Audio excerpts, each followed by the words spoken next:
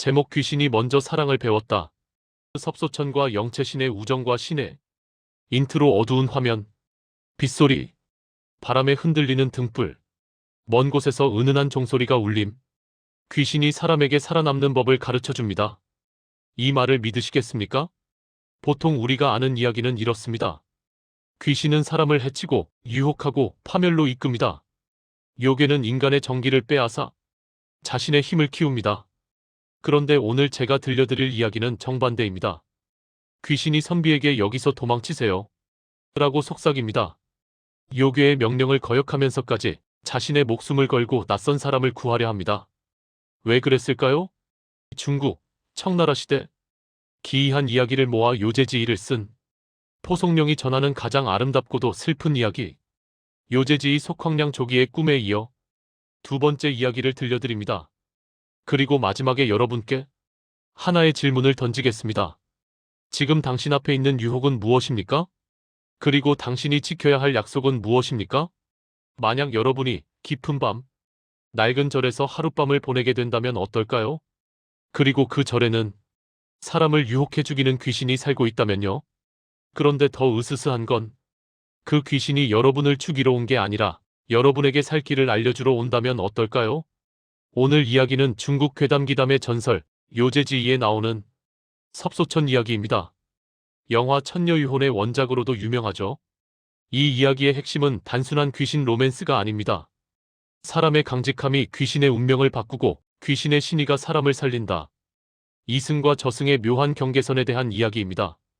영채신과 섭소천의 만남, 명나라 말, 청나라 초, 전란이 끝나지 않던 시대였습니다. 절강성 금화부에 영채신이라는 젊은 선비가 살았습니다. 평범한 선비였습니다. 과거에 급제하지도 못했고 특별한 재산이 있는 것도 아니었습니다. 하지만 한 가지, 사람들은 그를 이렇게 평했습니다. 채신은 강직하다. 마음이 곧고 유혹에 흔들리지 않는다. 강직. 이 두 글자가 이 이야기 전체를 관통하는 핵심입니다. 어느 해 여름, 영채신은 장사를 위해 금화부를 떠나 북쪽의 한 작은 도시로 향합니다. 길이 멀었습니다. 해가 저물기 시작했습니다. 게다가 비까지 쏟아져 내립니다. 그때 그는 황량한 들판 한가운데서 퇴락한 절 하나를 발견합니다. 라냐사. 이름은 아름답지만 절은 이미 폐허였습니다. 기와는 부서지고 뜰에는 잡초가 우거졌습니다. 사람의 기척이라고는 전혀 없었습니다. 보통 사람이라면 이런 곳에 발을 들이지 않습니다. 흉흉한 소문이 있을 것이 분명하니까요. 하지만 영채씨는 달랐습니다. 하룻밤 묵을 곳이 필요할 뿐이다. 귀신이 있다 한들 내가 바르게 살면 해칠 수 있겠는가? 영채신이 들어간 절 안은 이상할 정도로 조용합니다. 스님도 없고 향 냄새도 없고 사람 숨결도 없습니다. 그는 절의 한 방을 찾아 짐을 풀었습니다. 촛불을 켜고 가져온 책을 펼쳤습니다. 고요했습니다. 너무 고요했습니다. 그런데 밤 깊은 시각, 복도에서 가벼운 발소리가 들려왔습니다. 영채씨는 책에서 눈을 들었습니다. 문틈으로 희미한 그림자가 지나갔습니다. 그리고 잠시 후 조심스럽게 문을 두드리는 소리. 실례합니다. 나그네시라면 여인의 목소리였습니다. 영채신이 문을 열고 물었습니다. 이런 밤에 여긴 왜 오셨어요? 밤비를 맞은 채로 청나라 풍의 엷은 가운을 걸친 18살쯤 되어 보이는 한 젊은 여인이 서 있었습니다. 그녀는 아름다웠습니다. 하지만 그 아름다움은 묘했습니다. 너무 창백한 얼굴, 너무 가벼운 발걸음, 그리고 한여름인데도 차가운 기운. 여인의 실루엣이 비칩니다. 검고 긴 머리카락이 하얀 옷을 덮습니다. 살짝 고개 돌리는 장면이 너무 고혹적입니다. 그녀의 이름이 바로 섭소천. 아름답지만 눈빛이 어딘가 슬픕니다. 사람이라기엔 너무 차갑고 귀신이라기엔 너무 인간적인 표정. 영채씨는 즉시 알아차렸습니다. 이 여인은 사람이 아니다. 하지만 그는 놀라지 않았습니다. 두려워하지도 않았습니다. 오히려 공손하게 물었습니다. 이 밤에 무슨 일로 오셨습니까? 소천은 잠시 망설이다가 말했습니다. 외로운 밤, 말동무가 필요해서요. 그녀는 방 안으로 들어왔습니다. 영채신과 마주 앉았습니다. 포송룡은 이 장면을 이렇게 묘사합니다. 소천이 눈을 들어 채신을 보았을 때 그녀의 표정에 약간의 의아함이 스쳤다. 의아한 소천의 모습. 왜 의아했을까요? 지금까지 란야사에 묵었던 남자들은 모두 그녀의 아름다움에 넋을 잃었습니다. 욕망의 눈으로 그녀를 바라보았습니다. 하지만 영채씨는 달랐습니다. 그는 그녀를 보되 탐하지 않았습니다. 여인을 대하되 정욕이 없었습니다. 공손했습니다. 예를 갖췄습니다. 마치 한 사람의 인격체를 대하듯 소천은 대화를 시작했습니다. 자신의 외로움을 이야기했습니다. 이 절에 오게 된 사연을 들려주었습니다. 물론 거짓이었습니다. 유혹의 첫 단계였습니다. 하지만 영채씨는 끝까지 흔들리지 않았습니다. 밤이 깊어갔습니다. 소천은 점점 더 가까이 다가왔습니다. 그녀의 향기가 방 안을 채웠습니다. 그녀의 목소리가 점점 더 부드러워졌습니다. 하지만 영채씨는 정중하게 말했습니다. 밤이 깊었습니다. 낭자께서는 돌아가 쉬시는 것이 좋겠습니다. 소천은 깜짝 놀랐습니다. 지금까지 이런 남자는 없었습니다. 절대로. 그녀는 물러섰습니다. 그리고 문을 나서며 뒤돌아보았습니다. 영채씨는 이미 다시 책을 펼치고 있었습니다. 마치 아무 일도 없었다는 듯. 영채신을 죽이라는 요괴의 명령. 사실 소천은 원래부터 요괴가 아니었습니다. 사람으로 태어났지만 억울하게 죽고 그 절에 묶인 혼이 되었죠. 그리고 그 절에는 더 큰 존재가 있습니다.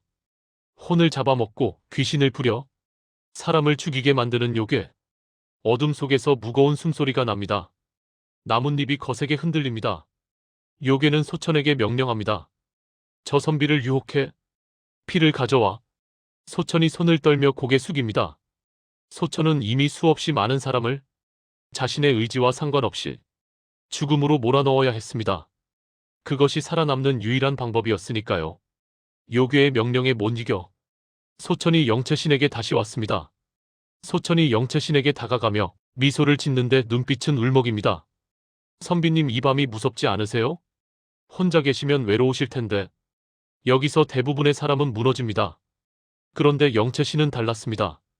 영채신이 뒤로 물러나며 몸을 가다듬고 예를 갖춥니다. 아가씨, 밤이 깊습니다. 저는 길 가는 선비일 뿐 폐를 끼치고 싶지 않습니다. 그가 두려워하지 않아서가 아닙니다. 두렵지만 흔들리지 않기로 선택한 겁니다. 여기서 영채신의 강직함은 오만함이 아닙니다. 여인을 욕되게 하지 않고 자신도 욕되게 하지 않는 품격이죠. 소천의 표정 변화, 흔들림, 당황, 그리고 처음 보는 감정. 왜요? 다른 남자들은 다 넘어왔는데? 그건 그들이 약해서가 아니라 그 순간 마음을 지키는 법을 몰라서겠죠. 그 한마디가 소천을 찌릅니다. 약한 게 아니라 지키는 법을 몰랐다. 소천은 처음으로 생각합니다. 이 사람은 죽일 수 없다. 해시태그 3소천의 마음에 싹튼 애틋한 연정. 그날 밤 이후 소천의 마음속에 무언가가 싹트기 시작했습니다. 이상했습니다. 지난 10년 동안 그녀는 요괴 흑산노요의 명령에 따라 수십 명의 남자를 유혹해 죽였습니다. 그들의 정기를 빨아 흑산노요에게 바쳤습니다. 그렇게 하지 않으면 그녀 자신이 고통받았습니다. 처음에는 괴로웠습니다. 죄책감에 시달렸습니다. 하지만 점차 무뎌졌습니다. 어차피 나도 피해자다. 어쩔 수 없다. 그런데 영채신을 만나고 나서 오래전에 잊었던 감정이 되살아났습니다. 애틋한 마음. 그는 나를 사람으로 대했다. 한 명의 인격체로 존중받아야 할 존재로 보았다. 그런데 나는 그를 죽이려 했다. 소천은 다음 날 밤 다시 찾아왔습니다. 이번에는 유혹하러 온 것이 아니었습니다. 공자님. 그녀는 영채신을 이렇게 불렀습니다. 제발 이곳을 떠나십시오. 영채신은 책에서 고개를 들었습니다. 왜 그러십니까? 소천은 눈물을 글썽이며 말했습니다. 저는 사람이 아닙니다. 귀신입니다. 이곳의 요괴가 저를 시켜 지나가는 사람들을 유혹해 죽이게 합니다. 공자님은 강직하셔서 제가 감히 범접할 수 없었지만 요괴는 다릅니다. 오늘 밤 요괴가 직접 올 것입니다. 공자님이 아무리 강직하셔도 요괴의 힘은 당해낼 수 없습니다. 제발 지금 떠나십시오. 영채신은 조용히 물었습니다. 그렇다면 당신은 어떻게 하시겠습니까? 소천은 고개를 떨구었습니다. 저는 이미 죽은 몸입니다. 제 유골이 절 뒤편 숲속에 묻혀 있습니다. 요괴가 그 유골을 가지고 있는 한 저는 영원히 그의 노예입니다. 하지만 공자님은 다릅니다. 공자님은 살아계십니다. 제발 살아서 이곳을 벗어나십시오. 영채 씨는 잠시 침묵했습니다. 그리고 말했습니다. 당신의 유골이 어디 있습니까? 선비님, 여기서 당장 떠나세요. 이 절엔 당신이 모르는 것이 있어요. 그녀가 살 길을 알려줍니다. 그 순간 관계가 바뀝니다. 사람이 귀신을 경계하던 관계에서 귀신이 사람을 지키려는 관계로. 왜 나를 돕는 겁니까? 당신은 나를 죽여야 하는 것 아닌가요? 안타까운 마음에 소천의 눈에 눈물이 고입니다. 나도 내가 싫어요. 하지만 당신은 달라요. 당신 같은 사람은 살아야 해요. 해시태그 새벽 숲길. 영채신 혼자 걷다가 멈춘다. 영채씨는 도망칠 수 있었습니다. 솔직히 말해 그게 정상입니다. 하지만 영채씨는 그날 밤 소천의 눈에서 감정을 가진 사람의 흔적을 봤습니다. 귀신이 아니라 구원받지 못한 한 사람을. 영채신이 뒤돌아 저를 바라봅니다. 그리고 그는 돌아갑니다. 더 무서운 곳으로. 흑산노요 요괴의 추격. 사방의 어둠이 점차 두꺼워지며 요괴의 사악한 기운이 강해짐. 갑자기 바람이 거세지며 등불이 꺼질 듯 흔들린다. 쾅! 하고 문이 부서지는 소리. 바로 그때였습니다. 갑자기 밖에서 괴상한 소리가 들려왔습니다. 쿵! 쿵! 쿵! 무거운 발걸음. 습! 습! 요괴가 냄새를 맡고 있었습니다. 이번 사냥감은 왜 아직 살아있지? 소천의 얼굴이 창백해졌습니다. 흑산노요입니다. 그가 공자님의 냄새를 맡았습니다. 산 사람의 전기 냄새를. 문 밖에서 낮고 으르렁거리는 목소리가 들렸습니다. 소천, 내가 오늘도 실패했구나. 하지만 괜찮다. 내가 직접 하지. 문이 흔들리기 시작했습니다. 소천은 영채신에게 다급히 말했습니다. 지금이라도 창문으로 도망치십시오. 제가 시간을 벌겠습니다. 하지만 영채신은 움직이지 않았습니다. 침착하게 그는 품속에서 무언가를 꺼냈습니다. 작은 호신용 부적. 그가 길을 떠날 때 어느 도사에게 받은 것이었습니다. 나는 도망치지 않겠소. 소천은 놀라 외쳤습니다. 왜요? 왜 죽으려 하십니까? 영채씨는 조용히 대답했습니다. 당신이 나를 구하려 했소. 이제 내가 당신을 구할 차례요. 바로 그 순간 문이 부서지며 거대한 형체가 들이닥쳤습니다. 흑산노요. 머리 셋, 팔 여섯을 가진 괴물이었습니다. 온몸에서 시체 썩는 냄새가 진동했습니다. 그는 영채신을 보고 비웃었습니다. 어리석은 인간. 내가 가진 그 싸구려 부적으로 나를 막을 수 있다고 생각하느냐? 영채신은 부적을 들어 올렸습니다. 부적이 희미하게 빛났습니다. 하지만 충분하지 않았습니다. 흑산노요가 손을 뻗었습니다. 바로 그때 소천이 영채신 앞을 막아섰습니다. 안 됩니다. 흑산노요가 노호했습니다. 내가 감히 나를 거역하느냐? 내가 내 유골을 가지고 있는 것을 잊었느냐? 소천은 눈물을 흘리며 대답했습니다. 알고 있습니다. 하지만 더 이상은 못합니다. 이 사람만큼은 지키겠습니다. 흑산노요가 손을 휘둘렀습니다. 소천의 환영이 날아가 벽에 부딪혔습니다. 소천! 영채신이 외쳤습니다. 바로 그 순간 어디선가 닭 울음소리가 들렸습니다. 꽃기호! 동이 트기 시작했습니다. 흑산노요는 분노의 포효를 내지르며 사라졌습니다. 요괴는 해가 뜨면 힘을 잃으니까요. 소천의 환영도 희미해졌습니다. 공자님, 살아계시는군요. 그녀는 기쁨과 안도의 눈물을 흘렸습니다. 이제 어서 떠나십시오. 다음 밤이 오기 전에요. 영채씨는 그녀를 바라보았습니다. 당신의 유골이 어디 있다고 했습니까? 소천은 놀랐습니다. 아직도 그 생각을 하십니까?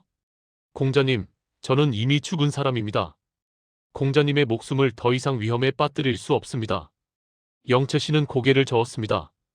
당신은 죽었으나 완전히 사라지지 않았소? 당신의 혼이 남아 고통받고 있소? 내가 할 수 있는 일이 있다면 해야 하는 것 아니겠소? 포송령은 여기서 이렇게 씁니다. 영채씨는 떠날 수 있었다. 살 수 있었다. 하지만 그는 돌아가기로 결심했다. 왜였을까요? 그는 떠날 수도 있었습니다. 이미 목숨을 건졌으니 도망치면 그만이었습니다. 소천도 그러길 바랐습니다. 하지만 영채신의 마음속에는 또 다른 원칙이 있었습니다. 은혜를 받았으면 갚아야 한다. 고통받는 이를 보았으면 구해야 한다. 비록 그것이 귀신일지라도 영채신은 그날 낮 동안 절 뒤편 숲을 샅샅이 뒤졌습니다. 영채신이 땅을 파기 시작. 손에 흙, 숨 참는 소리, 땅속에서 뼈조각과 헝겊이 드러남. 그리고 마침내 찾았습니다. 큰 버드나무 아래 얕게 묻힌 유골을. 백골이었습니다. 옷은 이미 썩어 문드러졌지만 머리에 꽂았던 비녀 하나가 남아 있었습니다. 영채씨는 유골을 정성스럽게 거두었습니다. 자신의 보따리에 싸서. 그리고 결심했습니다. 고향으로 돌아가면 제대로 장사를 지내주겠다. 엽소천의 유골을 고향으로. 미안합니다. 당신을 이런 곳에 두고 누가 편히 살겠습니까? 소천이 뒤에서 울며 고개 숙입니다. 소천은 처음으로 누군가가 나를 위해 움직이는 경험을 합니다. 그것도 살아있는 사람이. 두려움을 감수하면서 그날 밤 영채씨는 서둘러 라냐사를 떠났습니다. 하지만 그는 혼자가 아니었습니다. 소천의 혼이 그를 따라왔습니다. 공자님, 정말 제 유골을 가져가시는 겁니까? 그렇소. 내 고향으로 가서 당신을 제대로 묻어드리겠소. 소천은 눈물을 흘렸습니다. 감사합니다. 태어나서 처음으로 누군가가 저를 사람으로 대해줍니다. 구원과 환생. 마침내 영채씨는 자신의 고향 금화부에 도착했습니다. 그는 집 뒤편 산자락에 조용하고 아름다운 자리를 골랐습니다. 그리고 그곳에 소천의 유골을 정중히 묻었습니다. 비석도 세웠습니다. 섭소천지며. 그리고 제사를 올렸습니다. 음식을 차리고 술을 따르고 진심으로 제문을 읽었습니다. 당신은 불행한 삶을 살았고 더 불행한 죽음을 맞았습니다. 하지만 이제 편히 쉬십시오. 더 이상 요괴의 노예가 아닙니다. 제사를 지내는 동안 소천의 환영이 나타났습니다. 그녀는 이전과 달랐습니다. 더 이상 창백하지 않았습니다. 온기가 느껴졌습니다. 공자님, 그녀는 무릎을 꿇었습니다. 저를 살려주셨습니다. 아니, 죽음에서 해방시켜 주셨습니다. 어떻게 이 은혜를 갚아야 할까요? 영채씨는 손을 내저었습니다. 은혜라니요? 마땅히 해야 할 일을 했을 뿐이요. 하지만 소천은 고개를 저었습니다. 아닙니다. 공자님께서는 목숨을 걸었습니다. 아무 대가도 바라지 않고요. 세상에 이런 사람이 얼마나 되겠습니까? 그녀는 희미하게 미소 지었습니다. 공자님, 이제 그녀의 환영이 점점 흐려졌습니다.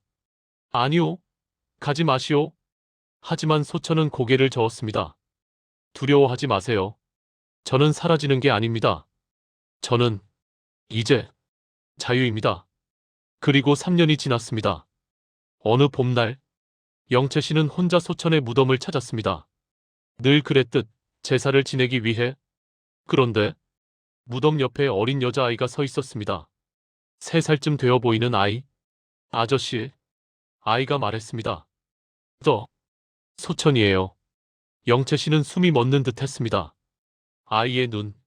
그 깊고 맑은 눈. 틀림없었습니다. 환생 하신 겁니까? 아이는 고개를 끄덕였습니다. 네. 공자님께서 저를 구해주셔서 하늘이 저에게 다시 한번 기회를 주셨어요. 이제 저는 진짜 사람으로 새로운 삶을 살게 되었어요.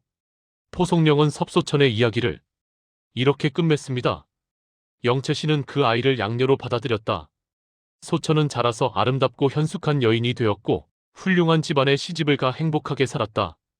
그리고 영채신을 평생 아버지처럼 섬겼다. 에필로그. 이 이야기가 우리에게 묻고 있는 것은 무엇일까요? 지금 여러분 앞에는 어떤 유혹이 있습니까? 유혹 앞에서 당신의 선택은 단순한 욕망입니까? 인간의 품격입니까? 자기만의 사익입니까? 사람들을 위한 정의입니까? 편한 길과 옳은 길이 갈라지는 순간 여러분은 어느 쪽을 선택하시겠습니까? 그리고 지금 여러분의 도움을 기다리는 섭소천은 누구입니까? 가족일 수도 있습니다. 친구일 수도 있습니다. 아니면 거리에서 스쳐 지나가는 낯선 사람일 수도 있습니다. 영채씨는 목숨을 걸었습니다. 귀신을 구하기 위해. 우리는 무엇을 걸 수 있습니까? 17세기 중국의 이야기가 21세기 우리에게 여전히 울림을 주는 이유는 그것이 인간의 본질에 대해 말하기 때문입니다.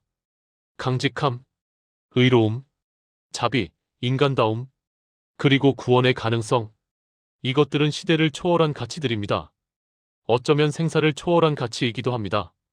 섭소천은 환생했습니다. 새로운 삶을 얻었습니다. 여러분의 선택은 무엇입니까? 오늘, 지금 이 순간, 지금까지 요재지의 섭소천 이야기를 들려드렸습니다. 좋아요와 구독은 큰 힘이 됩니다.